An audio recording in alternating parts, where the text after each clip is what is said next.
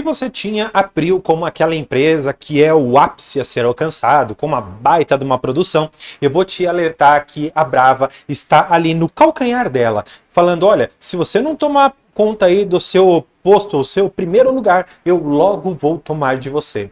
E o interessante de investir em empresas de petróleo, especialmente nessas que são boas, é que você acaba tendo notícias cada vez positivas e muitas delas que acabam te surpreendendo e, claro, positivamente. A Brava é exatamente essa empresa e neste vídeo eu vou provar para você, primeira coisa, que eu estava errado. Sim, eu estava errado e eu já vou explicar para você o porquê. E ainda nesse vídeo eu vou te explicar um pouco mais sobre a produção que a companhia vai trazer e eu aposto que ninguém ainda sabe disso e esse vídeo é para você. Então, vamos começar para eu te explicar primeiro o porquê que eu errei, né? Vamos lá. Aqui eu tenho os dados de produção do primeiro trimestre de 2025, tá bom? Aqui eles mostram pra gente que foram produzidos 71 mil barris. Maravilha! O que acontece? Eu fiz algumas projeções, eu tenho vários vídeos aqui com essas projeções com vocês e eu coloquei tudo isso numa planilha. Vamos voltar ela pra gente entender um pouco. Nessa planilha, eu coloquei exatamente aqui os dados de produção relativos ao primeiro trimestre de 25 com essa produção de 71 mil. Agora, o que acontece? No segundo trimestre, eu já projetei alguma coisa na casa dos seus 81. E eu já te adianto, é muito provável que eu estarei errado, erradíssimo. Por quê? Porque a empresa, na verdade, ela vai falar que, ó, você que projetou menos de 90 mil barris, você está totalmente errado. Por quê? Porque a empresa, ela vai te surpreender positivamente, trazendo muito, provavelmente, alguma coisa superior a 90 mil barris de petróleo por dia. André, como que você sabe disso? Da onde você está tirando esses dados? E por que você está dizendo que você está errado? Vamos entender tudo aqui. Esse aqui é o site da Agência Nacional de Petróleo, local em que você tem todas as informações de todos os postos de produção de petróleo e gás natural. Aqui eu filtrei por Atlanta. E olha o que aconteceu. A gente estava aqui nessa média dos seus 21, 22, batemos aqui mais ou menos aquela faixa dos seus 28, que foi uma boa margem que nós conseguimos bater aqui, ó. Se você for pegar a produção de Atlanta, ó, bateu esses 18 com mais um pouquinho aqui de gás, enfim, ainda aqui tá baixo. Mas quando você pega esses resultados mais recentes, especialmente pensando aqui de abril em diante, com uma média de 28, você fala, opa, maravilha. O que acontece? Acontece que aqui nos dados de produção, quem foi lendo aqui, viu algumas notícias interessantes. E aqui no canal eu falei tudo isso para vocês, então não vem me cobrar depois porque eu falei. Tá aqui, ó, conexão dos postos 4 e 5H em fase final, ou seja, eles já estariam colocando tudo isso em operação o mais rápido possível. E essa produção, que estava ali numa casa dos seus 18 apenas de petróleo, e que eventualmente chegou ali mais ou menos no comecinho de abril aos seus 26, até uns 28, olha só o que aconteceu, e eu vou trazer os dados para vocês. Gente, tá aqui, ó. Dados novinhos, quentinhos para vocês, nos dias 21, 20, 19, tudo nesse mês aqui de abril. Olha o que aconteceu. Nós temos aqui produções que ultrapassam os seus 40 mil barris de petróleo por dia. 42, 40, 40,5, 35, 36, claro, talvez a companhia não consiga manter neste primeiro momento estabilizado ali na casa dos 40, mas gente, sair dos seus 28 e pular para alguma coisa perto ali dos seus 37 mil barris de petróleo, eu estou falando de quase 10 mil barris a mais por dia. E tudo isso aqui reforça uma crença que eu tenho de que a companhia ela vai conseguir até o final desse segundo trimestre ultrapassar a barreira dos 90 mil barris de petróleo por dia. Como que você pode dizer isso? Bem, antes, eu quero te mostrar uma pequena conta que ela pode parecer complexa inicialmente, porque você tem que transformar metro cúbico de gás em barril de petróleo, pode parecer confuso. Entretanto, eu vou facilitar. Existe uma conta muito simples. Você tem que pegar a quantidade de metros cúbicos de gás, então 237, e você tem que multiplicar esse valor por 0,006. E aí você vai ter exatamente a compreensão de quantos barris de petróleo você vai conseguir aqui. Então é simples, a gente pode fazer essa conta aqui para vocês. Se a gente pegar esse valor de 237 e multiplicar esse valor por 0,006, nós teríamos 1.142 barris equivalentes de petróleo em termos de gás. O que acontece, e aqui eu já quero que você tenha uma certa cautela. esse gás, ele não necessariamente será revendido no mercado. Por quê? Muitas das vezes eles utilizam esse gás que eles tiraram aqui e eles fazem o quê? A reinjeção, ou seja, eles estão lá retirando petróleo, eles pegam esse gás e eles jogam lá para baixo de novo, para aquela rocha de petróleo que tem lá, para aquele petróleo esquentar um pouco, para que ele fique um pouco mais liquefeito e consiga subir, ser extraído com mais facilidade e com isso aumentar tanto a vitalidade ali do campo, aumentar os índices de produção e, claro, reduzir o custo que você tem atrelado por detrás. E logo mais eu já vou te falar de custo. Fica aqui comigo. Então tá bom. Você já viu que a Atlanta superou. Maravilha. Próximo. Papa-Terra. Papa-Terra, temos aqui alguns dados de produção, mas propositalmente eu coloquei dados um pouco mais antigos. Eu vou colocar aqui com vocês, aqui de abril, só para a gente ter a compreensão do mês. Olha isso, gente. Estávamos aqui com uma produção um pouco mais antiga, né, na casa aqui dos seus mais ou menos 10, 12, e hoje já estamos passando dos seus 20 mil. Eu vou até alongar um pouquinho aqui, só para você ver realmente que o que eu estou falando é verdade. Deixa eu colocar aqui, ó, no comecinho do ano, maravilha. Ó, olha isso, gente. Estávamos aqui, ó, com uma produção que ficava nessa casa, jogava um pouquinho para os 20, caía um pouquinho aqui para os 15, tal, ficava numa média ali de uns 16, de vez em quando 17 mil. E hoje já estamos aqui bem mais próximos de uma média de 20. Claro, você tem que saber que até o momento, Papa-Terra, ele tem um processo arbitral junto com a ANTE, que ela tinha uma outra parcela do campo. Hoje, Papa-Terra, se eu não me engano, o número exato é 62,5, que é o que ela tem de participação. Portanto, eu precisaria pegar esses 20 mil, multiplicar aqui por 62,5 de participação e a gente sabe quanto que é dela. Mas perceba que ainda assim a companhia, ela tem essa produção aqui média de uns 20, com mais um pouquinho de gás aqui, ó. Vamos fazer a conta de novo, só pra gente sempre ter isso em mente, ó. Ela tem aqui, ó, 128, vamos lá, 128 metros cúbicos de gás vezes 0,06. Isso dariam aqui 768 barris a mais por dia. Se você colocar aqui nessa média dos 20, você está próximo ali, quase chegando aos seus 21 mil, ou talvez 20 mil barris de petróleo por dia. Considerando que a companhia desses 20 mil, ela tem 62,5%, né? Isso daria 12.500. Vamos ver quanto que ela teve no ano aqui, pelo menos até o primeiro trimestre. Vamos lá, pegar a parte de Papa-Terra. Então, vamos lá, Papa-Terra está aqui, ó, 8 mil, com mais esses 388. Ou seja, aqui a gente não chegou nem a 9 mil. Aí agora eu tô te falando que com essas projeções a gente chega a 12,5. Portanto, gente, veja o quanto que a companhia está conseguindo evoluir em todos os seus números. E é por isso que eu acabei errando. E eu confesso aqui para vocês, eu errei. As minhas projeções, mais uma vez, volto a mostrar aqui para vocês, era de que a companhia, ela subiria alguma coisa em torno de 10 mil barris a mais de um trimestre para o outro. Só que, olhando exclusivamente para Atlanta, eu já tenho uma produção que ultrapassa eventualmente aqui os seus 11 mil barris. E se você for pegar ainda Papa-Terra, eu estou falando aqui de uma produção a mais de uns 3 mil. Só aqui eu já tenho 14 mil barris a mais, o que supera aqui essa projeção. E o que acontece? Isso daqui ainda é inicial. Por que eu falo para vocês que isso aqui é ainda inicial? E para isso eu preciso trazer vocês aqui para esse fato relevante. Por quê?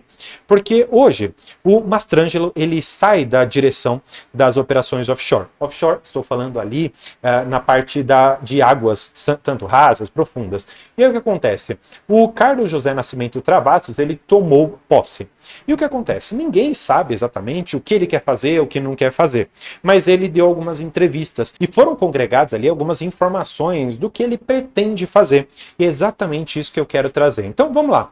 Ele fala aqui, por exemplo, que em relação a Papa-Terra será um dos seus principais focos na sua diretoria.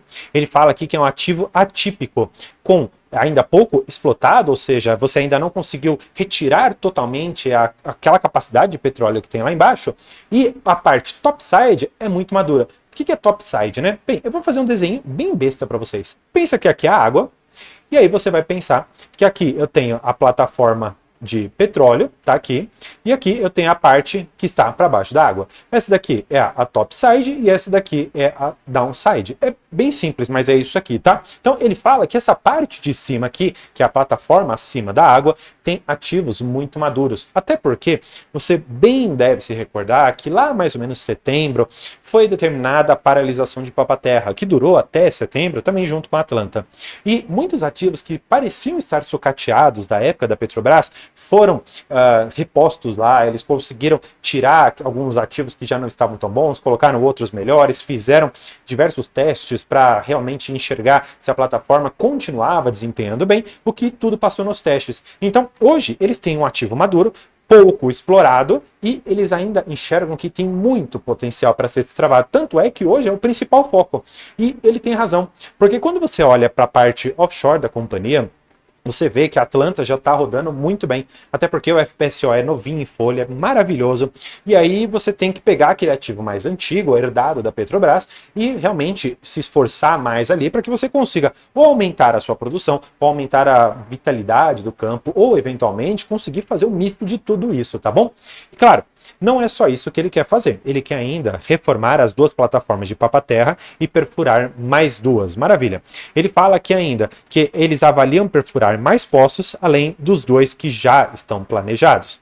Seguindo ainda, ele fala que em Papa-Terra queremos retomar a injeção de água. E o que acontece? Eles têm ali dentro a questão do tratamento de água e eles acabam reinjetando isso ali para o poço. E isso é interessante porque você consegue trazer uma maior pressão e vazão para que o petróleo ele saia. Tudo isso com o único objetivo de você reduzir o seu custo de extração e maximizar a quantidade que você extrai. E tudo isso eles fazem pensando sempre em produção aliado com redução de custos para que você tenha esse spread de margem, para que você ganhe ainda mais nas margens, tá bom?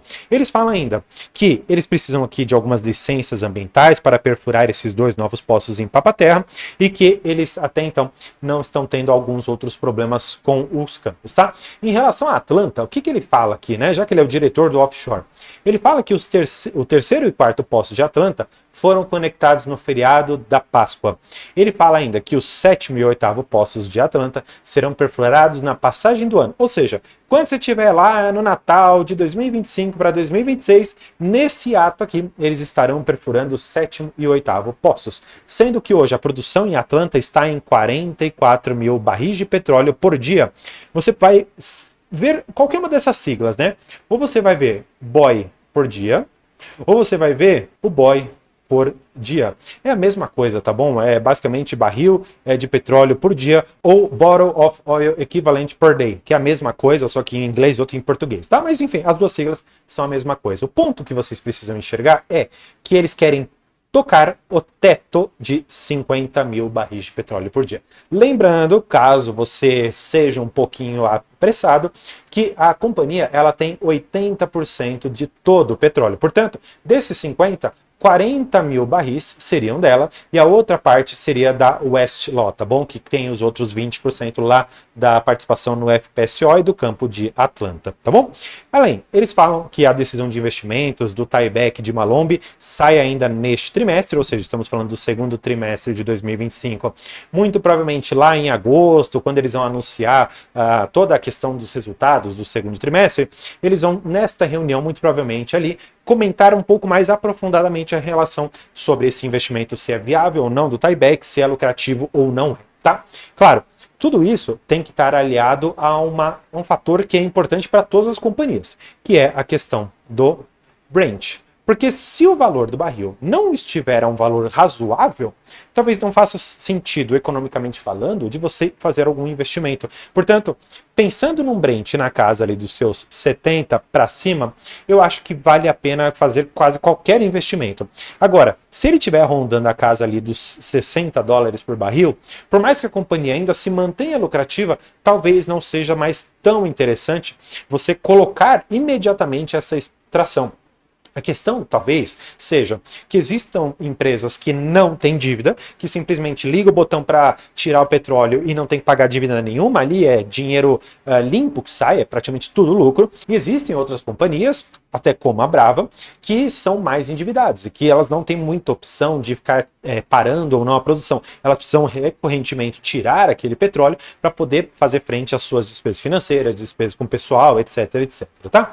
Agora, para a gente dar sequência aqui, eles falam ainda de Atlanta que eles devem ficar no topo da produção por um período, ou seja, eles vão bater esses 50 mil por um determinado tempo e depois deve cair um pouquinho, e exatamente por isso que lá no final do ano eles fazem a perfuração desse sétimo, oitavo, para a produção voltar aqui para os 50, porque é normal, você tem uma vazão, você tem pressão, você tem muitas questões geológicas que impactam ali para você retirar essa quantidade de petróleo, que de vez em quando não é suficiente se você tiver apenas os poços que já existem. Talvez você precisa fazer uma perfuração ali, outra colar, uma campanha ali, outra colar, para você cada vez mais voltar a produção para o topo que o FPSO permite, tá?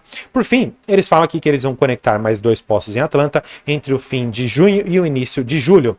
Esse daqui é um item importante, que a gente ainda não sabe aqui qual será o nível de produção, porque o que acontece? Se eles vão ficar nessa casa dos seus 50, será mais por conta dessa passagem aqui no final do ano, ou será mais por conta dessas perfurações em junho e julho? Se acontecer essa daqui de junho e julho, que é o que eu estou hoje planejando, a companhia, sim, ela vai passar dos seus 90 mil barris de petróleo equivalente por dia, e é por isso que eu acredito que eu errei naquelas minhas projeções iniciais. É fato que a companhia ela vai sair de um trimestre para o outro de uma média de 70 para 90 mil barris. E no caso da Brava, hoje, pensando que ela está numa média ali dos seus mais ou menos 18, com esses novos dados que nós temos aqui, é muito provável que a companhia, no geral, considerando onshore e offshore, esse custo de produção caia muito mais para perto ali dos seus 12 dólares por barril, o que acaba tornando a companhia extremamente lucrativa. E é exatamente por isso que eu garanto para vocês, esse daqui é um dos últimos avisos que eu dou, no sentido de que a companhia ela está barata. Estou falando para você comprar? Não. Eu só estou falando que eu estou olhando para essa oportunidade e alocando cada vez mais dinheiro. E felizmente, para o meu caso, vislumbrando todo o potencial que existe, eu estou com praticamente 50% da minha carteira de ações alocada em Brava. Sim, aumentei minha posição e logo mais eu faço um vídeo para vocês falando sobre a minha carteira de investimentos. Mas o fato é que eu comprei bem a empresa e continuarei comprando à medida que os resultados forem avançando. Vocês sempre ficam ali perguntando qual ação comprar, o que fazer, como avaliar uma ação. E esse daqui é o caso prático que eu estou passando aqui para vocês. A companhia, mês após mês, vai trazendo para a gente dados cada vez melhores. Ou seja, se eu projetei uma coisa menor e a companhia me entrega uma coisa maior, você há de concordar comigo que os fundamentos eles se alteraram. Sim, se alteraram, mas para melhor. Se houve essa alteração, portanto, positiva, você deve também fazer uma reavaliação positiva para dentro do seu portfólio. E é exatamente isso que eu estou fazendo. Claro, pode ser que as guerras externas, comercial ou bélica mesmo, acabem atrapalhando um pouco com o preço do Brent, mas para a companhia ela continua trazendo operacionalmente, ou seja, o trabalho de dentro de casa muito bem feito, e é exatamente por todos esses motivos que eu estou comprando a Brava. E a única coisa que eu recomendo para vocês é para vocês se inscreverem aqui no canal e assistirem esse vídeo aqui sobre as projeções que eu fiz da companhia. Por hoje é isso, muito obrigado e tchau!